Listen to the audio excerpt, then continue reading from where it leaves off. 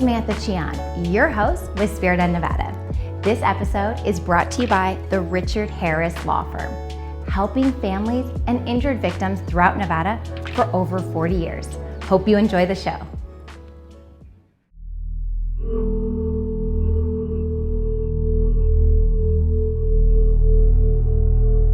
Some say seeing is believing, while others have faith in things they cannot see. The fact is that he was never actually caught. He just kept killing people and then fading into the mountains down around El Dorado Canyon. And so, they knew who was doing it, but they could never catch him.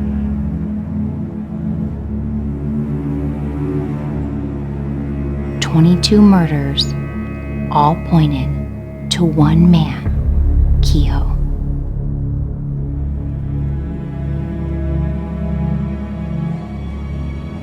When you turn off to go over to Tacoma, in an area that he never got to, but he's actually buried up there. So, was there a reason why a lawyer purchased his bones? Roland Wiley. When the bones were found, they were found in a cave up on the side of the mountains along the Colorado River, just south of the dam. And he had been dead about 6 months. His last known charged killing was in January of 1919, when he killed one of two women that were living in El Dorado Canyon at the time. So, it was just, the bones just were out there for a long time before he was finally buried. For 35 years, Kehoe remained unburied until District Attorney Roland Wiley purchased the bones for unknown reasons. He finally laid him to rest in 1975 in Cathedral Canyon. Who was this man? And why did he commit these murders? On this Spirit of Nevada episode, we reveal the dark secrets of the infamous Native American outlaw named Kehoe.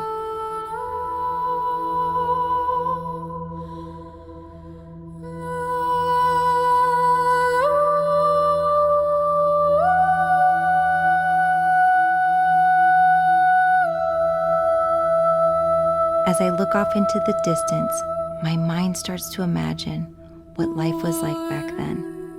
Kehoe's story, it begins here at Nelson's Landing in the late 1800s.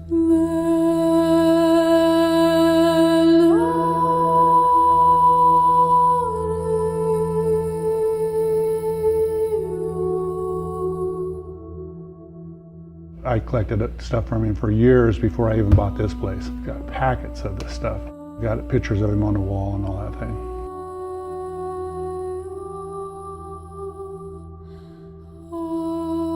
So what do you have in this folder to show me? Well, this is just some of the junk that I have.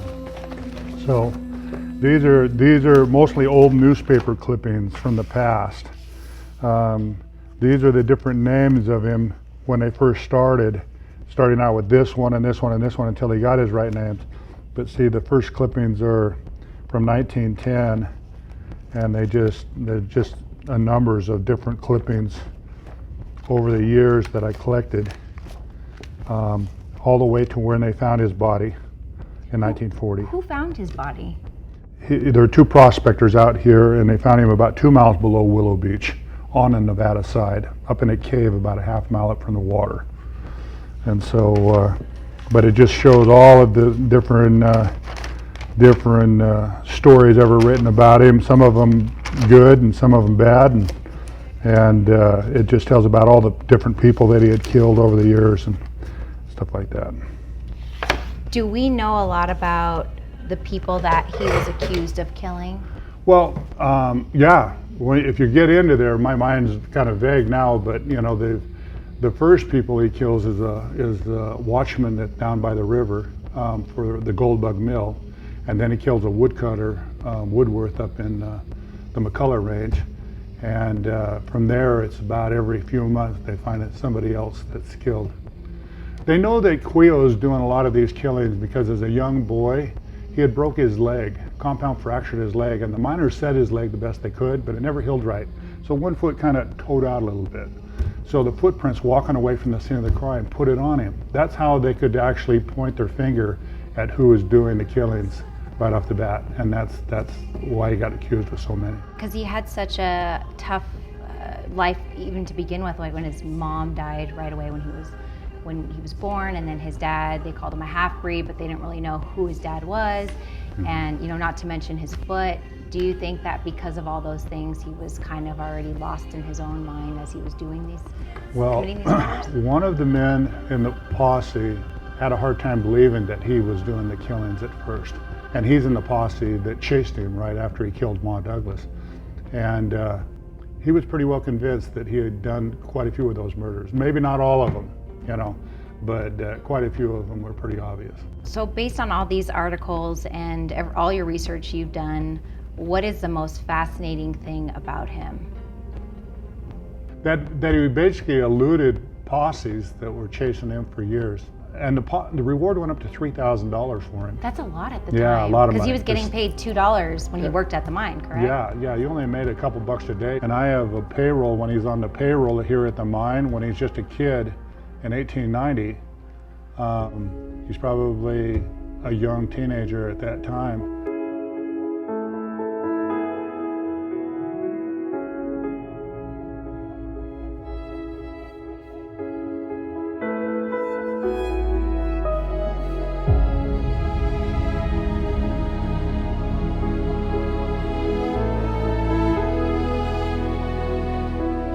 Our journey, it continues as we leave Nelson's Landing and head to Boulder City.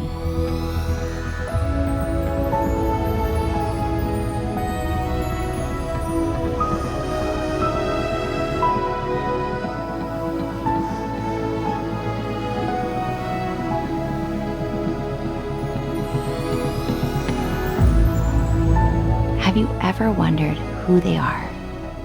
The ones that have dedicated their lives to preserving history. The ones that risk it all to be remembered. In 1996, the local chapter of the Kehoe Posse was formed to remember those men who were in search of Kehoe.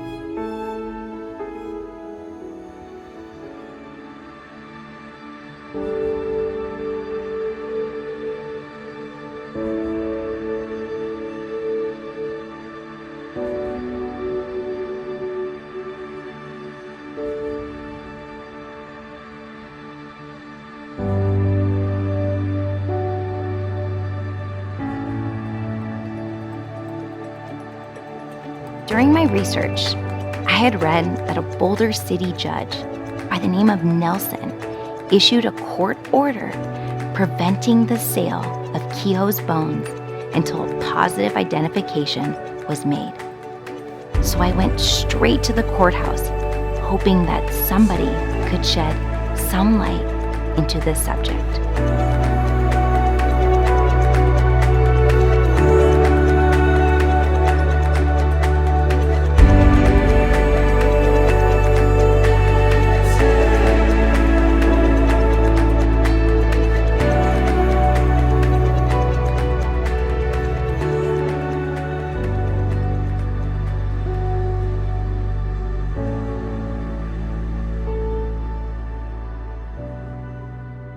So the reason for my visit is I just finished my interview over Nelson's Landing. Do you know the story behind Kehoe? Well, I know that he was down at Nelson, or by Nelson, and he was a renegade who would come in and would steal mostly from the shacks down there, from the miner shacks, and I understand he killed at least one miner down there in the shack when he was stealing things. I believe he might have been injured, or they think he may have been injured, and later they found his bones a few years later in a cave upriver from Nelson, where apparently it looked like that's where he stayed and lived and would make his raids from there.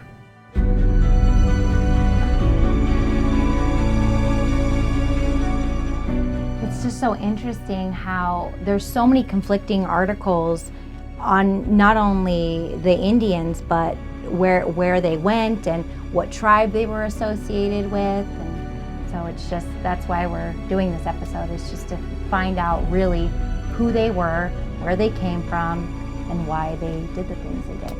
He had a rough upbringing already.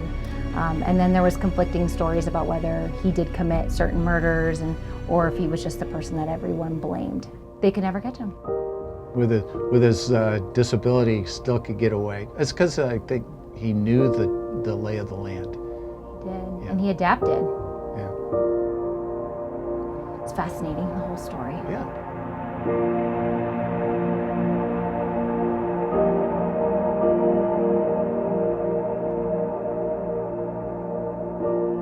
The next day, we drove to the Clark County Museum for our final interview with the famous historian Mark Hall-Patton.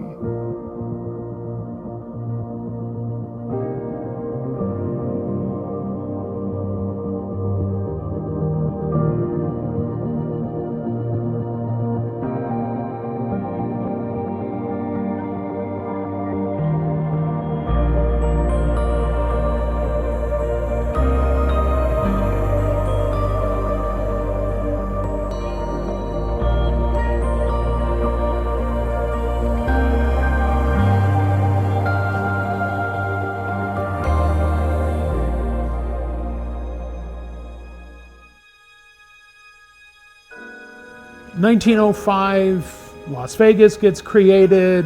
1909, Clark County gets created. You still have mining going on in El Dorado Canyon. That's part of Clark County. And in 1910, you have an Indian, half Cocopah, Spanish, half white, half Paiute, we don't know what. But he wasn't tribally affiliated. He wasn't part of any tribe.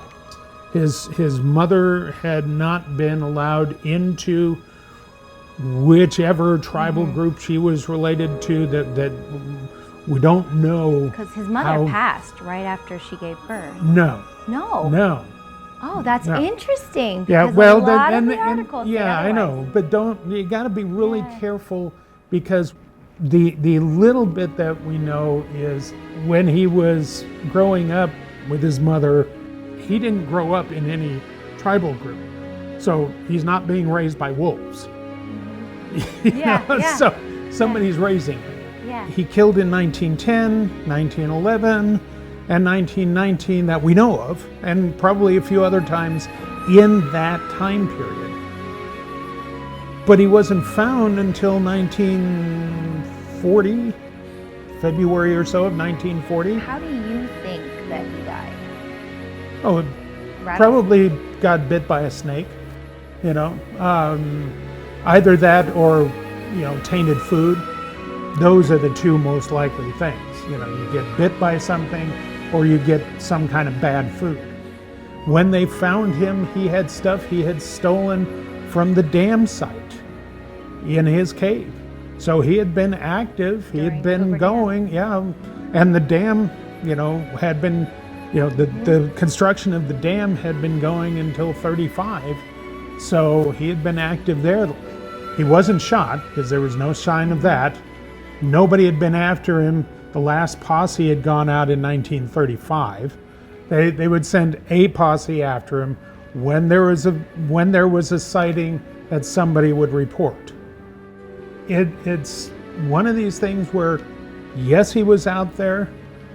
Did he kill these people? Yeah, probably some of them. But then he stopped. And why he stopped, he didn't tell anybody.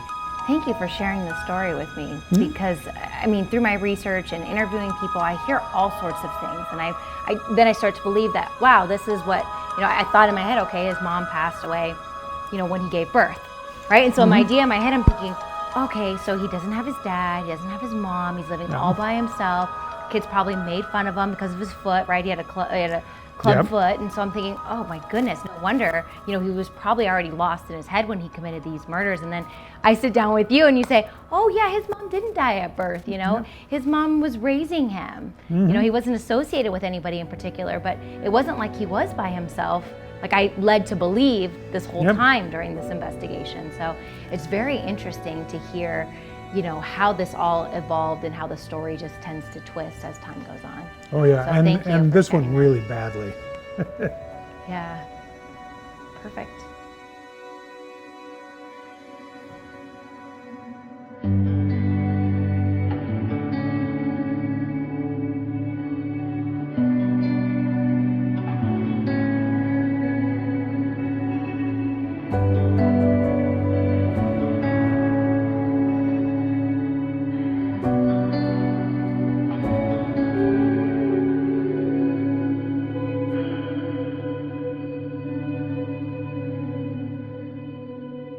The last time Kehoe was spotted was here in downtown Las Vegas. It looks a lot different than it did back in the 1930s. It was reported that he was buying a can of beans when a policeman spotted him.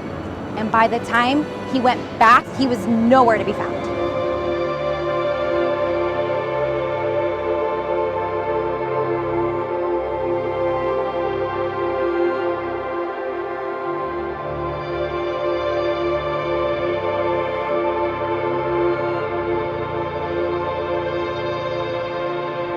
So during my research, looking at Kehoe's life, I found several different articles about where he went and what he did. So here, Kehoe, an Indian outcast. This was on History Net. I'm going to click on here. It talks about a judge in Boulder City. We're going to scroll through here pretty quickly. Most of this stuff is we've already covered in the video. Ma Douglas, who's one of the people that he was accused of killing. This is when the reward went out for his body, $3,000 for somebody to bring him back, but obviously they couldn't catch him. So we're going to fast forward here. So here's the good stuff. All right, Frank Waite paid up and then turned the body over to the Las Vegas Elks Lodge. In their El Dorado village, the Elks, they had his memorabilia enclosed in glass, and this was put on display.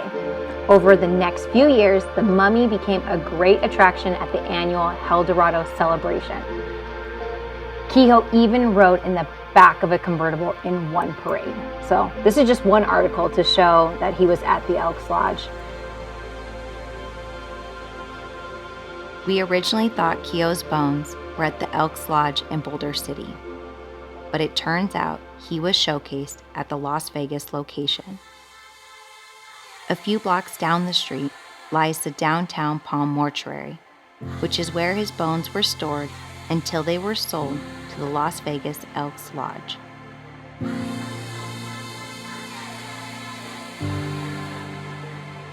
As our adventure comes to an end, we head to Cathedral Canyon to see Kehoe's final resting place.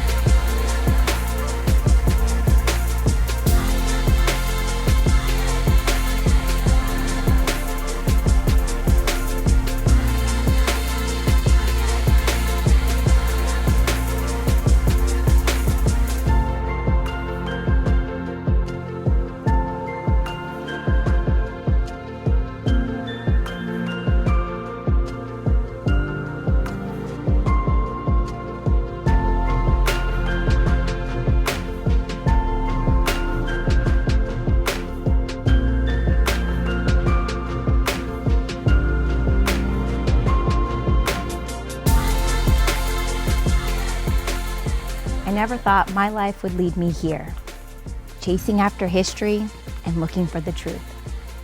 Kehoe lived a very interesting life. You can't always believe what you read. Sometimes you have to go out there and look for the truth yourself. Find out next week as we uncover the stories of other notorious Native Americans who roam Nevada. I'm Samantha Cheon, but you can call me Sam with Spirit of Nevada. Brought to you by the Richard Harris Law Firm.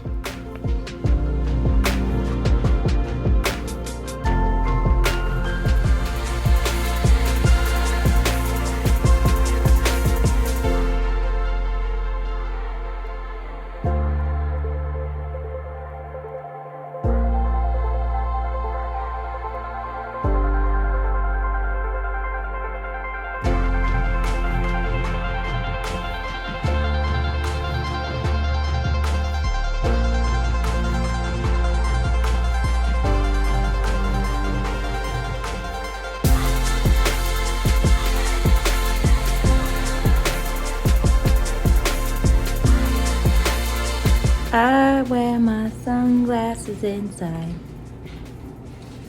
And at night. And at nighttime. There's Barbie. Hi! Barbie over here, like David, does anything to get the perfect shot.